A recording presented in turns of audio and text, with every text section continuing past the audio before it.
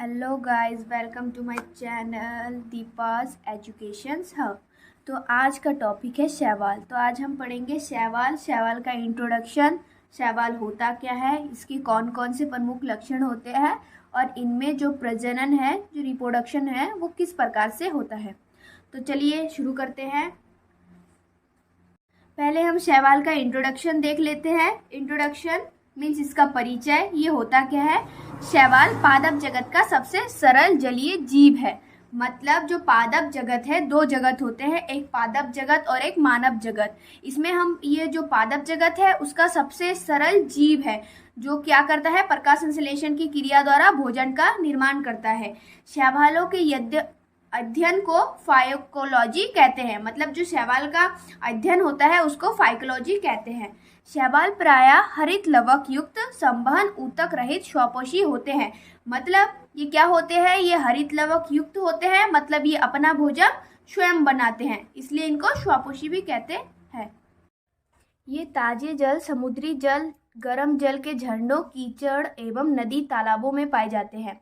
कुछ शैवाल में गति करने के लिए फ्लैजिला पाए जाते हैं। मतलब इनमें एक तंतुमय रूपी एक पूंछ टाइप का होता है, जो क्या करता है, इनके तैरने में मदद करता है। बर्फ पर पाए जाने वाले शैवाल को क्रिप्टोफाइट्स तथा चट्टानों पर पाए जाने वाले शैवाल को लिथोफाइट्स कहते हैं। चलिए अब इसके प्रमुख लक्षण देख लेते हैं कि इनमें क्या क्या लक्षण होते हैं। शैवाल में पाए जाने वाले कुछ प्रमुख लक्षण निम्नलिखित है। शैवाल की कोशिकाओं में सेल्यूलोज की बनी कोशिका भित्ति पाई जाती है। इनमें सेल्यूलोज पाई जाती है। शैवाल में भोज्य पदार्थ का संचय मंड के रूप में रहता है, मतलब स्टार्च के रूप में रहता है। इनका जननांग प्रायः एक कोशिकीय होता है और निषेचन के बाद कोई भ्रूण नहीं बनता है। इनका जो जननांग होता है वो क्या होता है? एक कोशिकीय होता है, मतलब एक ही होता है, और जो निषेचन होता है उसके बाद कोई भी भ्रूण नहीं बनता है। ये अधिकांश जलीय तथा समुद्री तथा अलवण जलीय दोनों में ही पाए जाते हैं। ये समुद्र में भी पाए जा सकते हैं, ये नदी में भी पाए जा सकते हैं, झील में भी पाए जा सकते हैं। कुछ शैवाल नमी युक्त स्थानों पर भी पाए जाते हैं। कुछ शैवाल क्या होते हैं, जहाँ पे नमी होती है वहाँ पे भी पाए जाते हैं।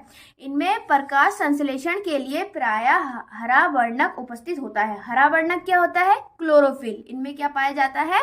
हरा वर्णक क्लोरोफिल, जिसके मदद से ये क्या करते हैं? प्रकाश संश्लेषण की मदद से अपना भोजन बनाते हैं।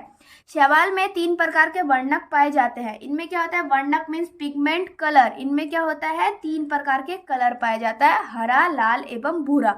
इन्हीं 3 वर्णकों के आधार पर शैवाल को 3 प्रमुख वर्गों में विभाजित किया गया है। मतलब क्या है इसका मतलब? इनके 3 प्रकार का रंग पाया जाता है और इन्हीं रंगों के आधार पर क्या होता है? इनको 3 भाग। पहला है क्लोरोफाइसी, हरा वर्णक। जो हरे रंग का होता है, जिनमें हरा वर्णक पाया जाता है, वो शैवाल क्या होते हैं? क्लोरोफाइसी। उनको क्लोरोफाइसी बोलते हैं। दूसरा है रोडोफाइसी, लाल वर्णक। जो लाल कलर के शैवाल होते हैं उन्हें रोडोफाइसी कहते हैं। तीसरा है फियोफाइसी, भूरा वर्णक। जिसमें भूरा वर्णक पाया जाता है वो फियोफाइसी कहलाता है।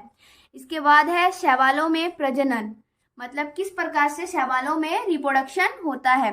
शैवाल में निम्नलिखित 3 प्रकार की प्रजनन क्रिया होती है। शैवाल में मुख्य रूप से 3 प्रकार का प्रजनन रिप्रोडक्शन होता है। पहला है कायिक प्रजनन, वेजिटेटिव रिप्रोडक्शन। तो चलिए वेजिटेटिव रिप्रोडक्शन क्या होता है?